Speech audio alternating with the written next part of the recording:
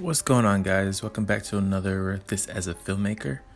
This might sound a little bit different because I don't have my headphones for my audio thingy-majiggy, so I'm just going to use my phone and hopefully it sounds good. So, for this episode of This as a Filmmaker, we're going to be focusing on directing. Before we get started, I want you guys to comment your favorite car-related movie in the comments below. I'll mention my two favorites at the end of this, so stick around for that. Direction in a film is more important to me than the actor or actress's ability to act. Although it makes the director's job easier when they're good actors, but it's not absolute. Let me explain. The talent doesn't necessarily know what they look like or what their facial expressions are when they're in front of the camera. Sometimes the director shows them, sometimes not. There will be times when the talent will be smiling slightly in a serious situation. This, from experience, happens because they know they're in front of a camera and aren't focused on their role 100%. This is where the director comes in and is supposed to notice when the talent isn't given their emotion that the script is asking for. The first person that comes to mind when I think of this is Clark Gregg, mainly known for the role of Agent Coulson in the Agents of S.H.I.E.L.D. show and the Marvel Cinematic Universe movies. He is a great actor, however, there are parts of his dialogue where his facial expressions doesn't quite add up to the situation. A good director will point that out and tell them to focus on that more, or tell them to act like they're really in the situation. This is something that's wrong in mainly television direction, and a lot of good actors and actresses are blamed for it. I promise there's a reason I'm talking about television directing. This film, Overdrive, is directed by Antonio Negret. I hope I said that right. I did the most minimal research on him and noticed that this was his first feature-length film. Negret is more of a TV director for shows like Arrow, The 100, Magnum P.I., and some others. In this film, there's a lot of what I call smiling with the eyes. It's that look when you're looking at someone and you can tell that they're smiling just by looking at their eyes without even looking at their mouth. They do this a lot in serious situations on TV and some movies I've seen. Directors should and need to spot this and make sure to fix it in order to have the talent be believable in certain situations.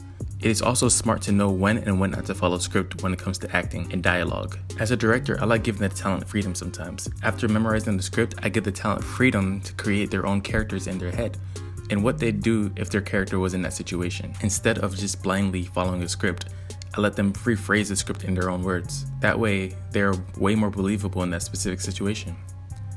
This is generally called improv. Sometimes in this film, some of the dialogue feels forced. As long as the dialogue gets the point across, it doesn't have to be literal and straight to the point or overacted. On set, script rewrites happen all the time, and corny names for things that already exist gives films like this a bad rep, not only for me as a filmmaker, but also as a car enthusiast in the car culture. They mentioned something called the Riviera Run, which is described as stepping on the brake and the gas simultaneously while driving. This is something called brake boosting in real life and literally only beneficial in turbo cars. What it does is let you build up boost in the turbos, and from there won't be any turbo lag and gives you instant power whenever you let out the brakes. Another thing that helps with that is rolling anti-lag, which is nearly the same thing without the brakes. Stuff like this gives car-related movies a bad rep in the car community. A little bit of research can go a long way for your movie. Something else that is an eyesore to me, which isn't necessarily the director's fault unless he was overseeing the editing, is that part where they try to show two angles in one shot. They try to achieve this by masking two angles together, and it's noticeable because they're using two different lenses or focal lengths. I also noticed this in the movie Us. I think it's hard to make a car-related movie without getting the, oh, it's a Fast and the Furious ripoff. That is like everyone's go-to line because Fast and the Furious is so mainstream. I don't think it's fair, especially since those after Tokyo Drift are my least favorite car movies. Beyond this sometimes cheesy dialogue and the kind of TV directing of talent, this movie has exactly what I love in a car movie. My only gripe is I wish it had more driving scenes.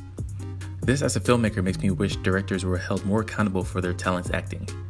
That being said, I like this movie for what it is and I can see potential for a sequel or even a series. If they don't, which I'm sure they won't because nobody really knows about this movie unless they had Hulu, then at 10,000 subscribers I will create my own online series with the same premise. You can help us do this by sharing, subscribing, and sharing with your friends, and just being a supporter of Rocker Films by watching our videos. We have a car-related short film already, and I'll link that at the end of this video. On this channel, we are passionate about filmmaking and cars. I even went to school for cinematography and had to master film critiquing, so I kind of know what I'm talking about, just slightly. So that helps me know what to look for when I'm watching these movies as well as how to create them on my own, if not better. So, with that being said, my two favorite car movies are Need for Speed and Baby Driver, which I already broke down. I may get a lot of heat for this, but Need for Speed is way better than Fast and the Furious. Just saying. And as always, I'm Matt, and thank you guys for watching.